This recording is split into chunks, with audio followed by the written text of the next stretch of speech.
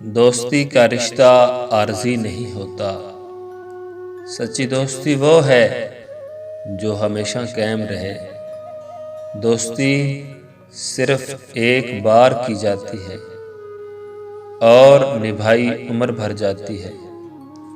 دنیا میں سب سے نایاب چیز عزت اور سب سے قیمتی شے دوستی ہے۔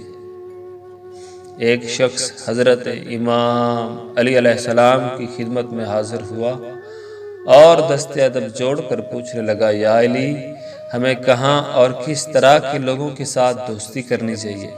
تو امام علی علیہ السلام نے فرمایا، اے شخص، یاد رکھنا، جہاں صداقت اور خلوص نظر آئے وہیں دوستی کا ہاتھ بڑھاؤ، ورنہ تنہائی سب سے بہتر رفیق ہے۔ اس شخص کو دوست مت بناؤ جو کسی محفل میں آپ کو شرمندہ کرے، چاہے وہ مذاق میں ہی کیوں نہ ہو۔